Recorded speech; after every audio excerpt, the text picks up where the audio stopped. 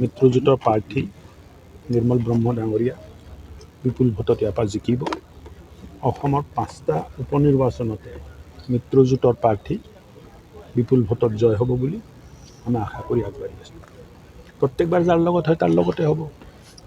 এইটোতো প্ৰতিদ্বন্দ্বিতা নহয় ন, ডিফাৰেঞ্চটো 30,000 ভোটত থাকিব।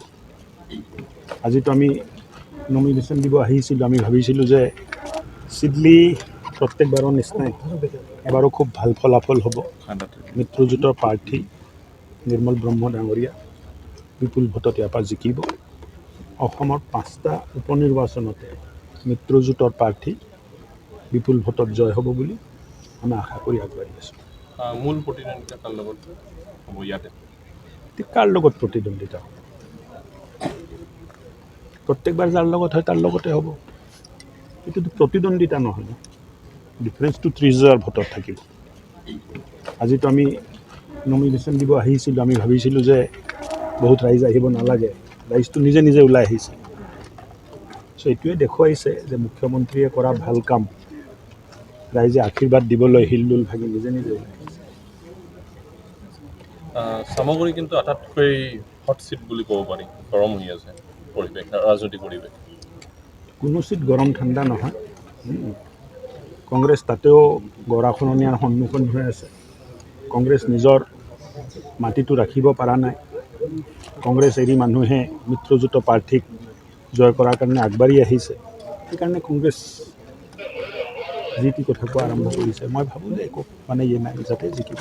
তাঞ্জিলক কিন্তু ইতিমধ্যে বদলি ৰাজমৌলীয়ে ভতিজা বুলি কৈছে, ত' হানিমুন ফেজ আকৌ আৰম্ভ বুলি ভাবে নেকি কংগ্ৰেছ?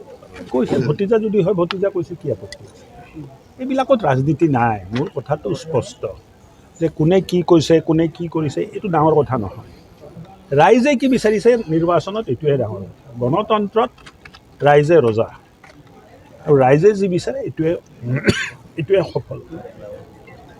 কোনে কাক ভতিজা কয়, কোনে কাক খুৰা কয়, কোনে কাক চাচা কয়, কোনে কাক মামা কয়, ইয়াৰ লগত কোনো সম্পৰ্ক নাই। বেহালীত কি হ'ব, মানে তেওঁলোকৰ যিটো ঐক্য মঞ্চ নাথাকিব যেন লাগে? মইতো ঐক্য মঞ্চৰ স্প'ক্স পাৰ্চন নহয়। কি লাগে আপোনালোকে? একো নালাগে, বিজেপি বিপুল ভোটত জিকিব, এইটোহে লাগে, তাৰ বাহিৰে একো নালাগে। এতিয়া ঐক্য মঞ্চই কি কৰিছে, ভাঙি যোৱা মঞ্চই কি কৰিছে, মই কেনেকৈ কম? মইতো তেখেতসকলৰ প্ৰতিনিধি নহয়, স্প'ক্স পাৰ্চন নহয়। মোক মিত্ৰজোঁটৰ কথা সোধক, মোক বিজেপিৰ কথা সোধক, মই ক'ব পাৰিম। মানে নতুন নাম কি ভাঙি যোৱা মঞ্চ এতিয়াৰ পৰা? এতিয়া যি নাম দিয়ে তেখেতসকলে, এতিয়াতো কি আছিলে নামটো? ঐক্য মঞ্চ। ঐক্যটোতো নাথাকিলে, হা, সন্মিলিতটো নহয় এতিয়া, এতিয়াতো বিখণ্ডিত মঞ্চ হৈ গ'ল। আৰে যিটো দলত সভাপতিয়ে কিবা কয়, আন নেতাই কিবা কয়, লিডাৰ অফ অপজিশ্যনে কিবা কয়, এই দলটো কেনেকৈ চলিব, কেনেকৈ অসমখন চম্ভালিব? কমেও 4টা বিভাজন আছে। আপোনালোকে তাৰ পিছত সোধে যে কাৰ লগত মানে কণ্টেষ্টটো কাৰ লগত হয়, এতিয়া কোনটো ফৈদৰ নাম ক'ম? 4টা ফৈদত বিভক্ত, এতিয়া কোনটো ফৈদৰ নাম কওক? এটা ফৈদে লাগি আছে জিকিব লাগে, যোন ফৈদৰ কেণ্ডিডেট 3টা ফৈদে লাগি আছে হৰাবৰ কাৰণে। এতিয়া প্ৰতিদ্বন্দ্বিতা কংগ্ৰেছৰ লগত কেনেকৈ থাকিল কওক? কংগ্ৰেছটো নিজৰ মাজত যুঁজি আছে। সেইকাৰণে নিৰ্বাচনটো হাঁহিমুখেৰে পাৰ হ'ব। আমি কৰা ভাল কামৰ বাবে ৰাইজক আমি আশীৰ্বাদ বিচাৰিম। আমাৰ কাৰ্যকৰ্তা ঘৰে ঘৰে যাব। 5টাৰ ভিতৰত কেইটা পাব? 50।